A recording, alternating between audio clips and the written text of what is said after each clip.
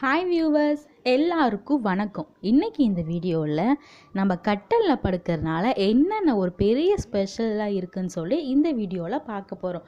அதுக்கு முன்னாடி நம்ம லாஸ்ட் வீடியோவில் பாயில் படுக்கிறதுனால என்னென்ன பெனிஃபிட்னு சொல்லி அப்லோட் பண்ணியிருந்தோம். அந்த வீடியோ உங்களுக்கு வேணும்னா நம்ம சேனலில் கீழே டிஸ்கிரிப்ஷனில் இருக்குது, அதோட லிங்கில் போய் பாருங்கள். இன்றைக்கி நம்ம கட்டலில் படுக்கிறதுனால என்னென்ன பெனிஃபிட்னு சொல்லி பார்க்கலாம். வாங்க வீடியோக்குள்ளே போகலாம்.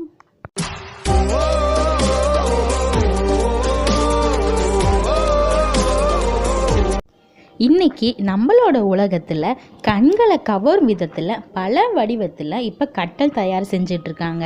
எல்லா கால சூழ்நிலைக்கும் பொருத்தமாக இருக்கிறனால நிறைய பேர் மரத்தாலான கட்டலை தான் தேர்ந்தெடுக்கிறாங்க. அதுலேயும் எட்டி மரம், தேக்கு மரம் அதில் செய்கிற கட்டல் தான் ரொம்ப நல்லது.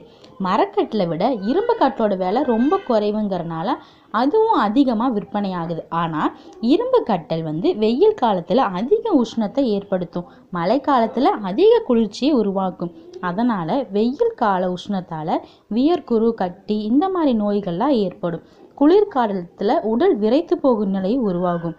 அதனால் இரும்பு கட்டலில் எப்போவுமே ஒரு கனமான பெட்ஷீட்டை விரித்து தான் நாம் அதில் தூங்கணும்.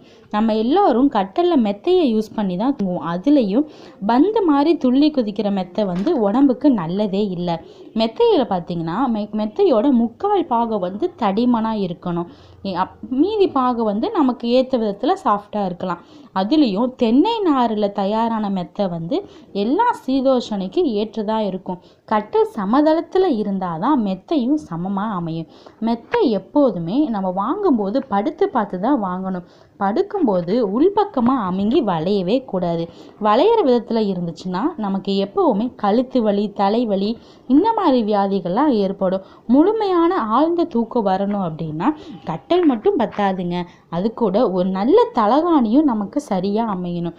தலகாணியில் பார்த்தோம்னா கெட்டியான தலகாணி, மென்மையான தலகாணி, இரட்டை தலகாணி அப்படின்னு சொல்லி ஏன்னா பலரும் பல விதமாக யூஸ் பண்ணுறாங்க. ஆனால் நம்ம தலைக்கும் உடம்புக்கும் எந்த அளவு இடைவெளி இருக்கோ அந்த இடைவெளியை நிரப்புற அளவுக்கு தான் தலைவாணி தடிமணி இருக்கிற அளவுக்கு நம்ம யூஸ் பண்ணணும். இப்படி எல்லா மெத்தையும் தலையணை எல்லாமே பர்ஃபெக்டாக இருந்தால் தான் தூக்கத்துக்கும் ஆரோக்கியத்துக்கும் அது ஏற்றதான் இருக்கும்.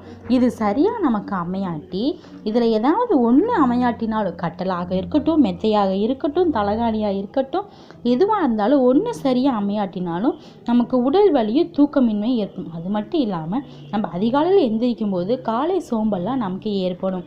இந்த வீடியோ பார்த்து உங்கள் ஒவ்வொருத்தருக்குமே கட்டலில் நம்ம எப்போ படுக்கணுங்கிறது கண்டிப்பாக தெரிஞ்சிருக்கும். இந்த வீடியோ உங்களுக்கு பிடிச்சிருந்துச்சுன்னா லைக் பண்ணுங்கள், அப்படியே நம்ம சேனலை சப்ஸ்கிரைப் பண்ணிக்கோங்க. அடுத்து இன்னும் ஒரு இன்ட்ரெஸ்டிங்கான வீடியோவில் உங்களை சந்திக்கிறேன். அது வரைக்கும் உங்களிருந்து விடைபெறுவது உங்கள் லாவண்யா.